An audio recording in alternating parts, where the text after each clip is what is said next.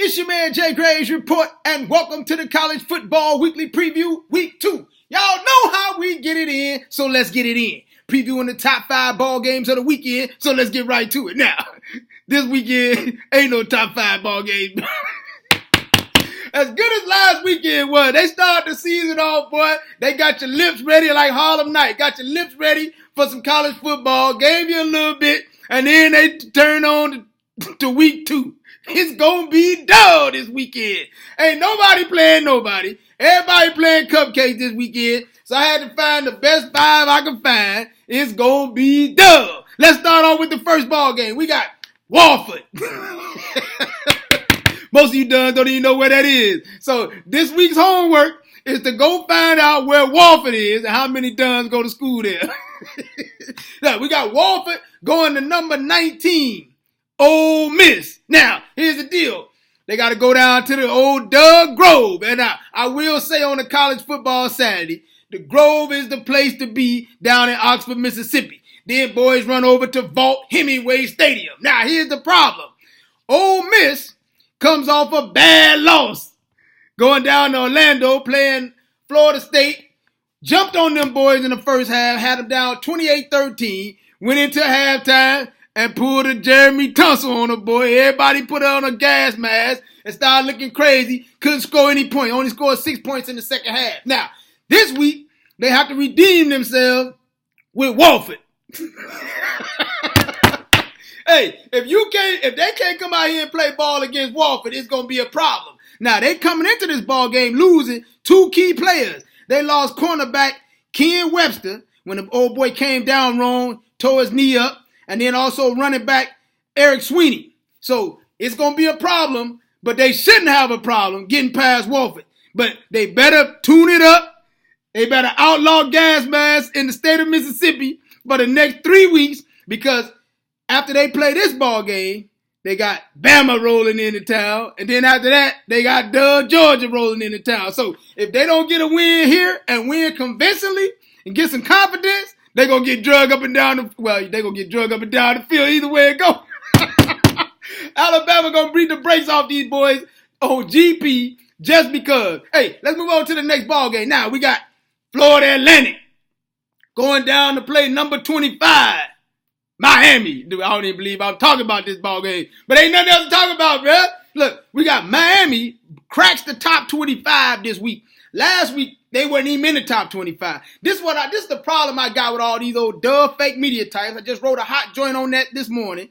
That they just start ranking boys, just pulling rankings out of their butts. Now, Miami wasn't even ranked last week.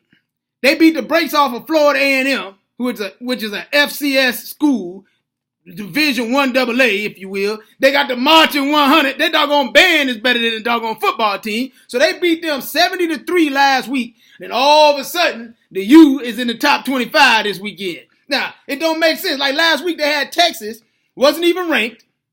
They beat Notre Dame at the crib in overtime, 50-47. Now, all of a sudden, they go from being unranked all the way down to rank number 11. Who's doing this, bro? Who's doing this? We don't know what Texas is going to be. Texas could very easily fall apart, which is the next ball game I'm going to preview this weekend. You know, you can't just drop them from not being ranked all the way down to rank number 11. That's crazy. Then you had Wisconsin wasn't even ranked last week.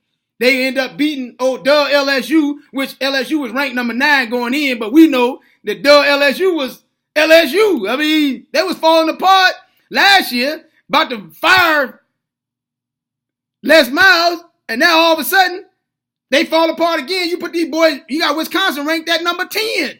And then Houston goes from 15 to 6. Now, I can see that to some degree, because in the bowl game last year, they came out, beat the brakes off Florida State, and then start the season off this year and beat Oklahoma at the crib. So they're legitimately winning ball games. So I don't have a problem with Houston being number 6, going from number 15 to number 6 this weekend. But these other cats, it's a problem. So all I'm saying is Florida Atlantic goes in to play Miami this weekend. Now remember, Florida Atlantic ain't win but one ball game all last year. So they're going to be dull again. Miami ought to win that ball game. So we're gonna pick Miami to win that ball game. Ole Miss should win the ball game they in. They shouldn't lose to Wofford. If they do, it's gonna be a problem, and they're gonna start giving boys life in prison up in Oxford if you put on a gas mask. Now let's go to the third ball game. You got UTEP goes down to play number 11 Texas. Now here's the deal: Texas has to recoup this week. Now they won this ball game last week against Notre Dame, 50-47. Boys walking around campus, high-fiving them, slapping them on the back, giving them free drinks, letting them in the club for free, and they hanging out, having their way with the women.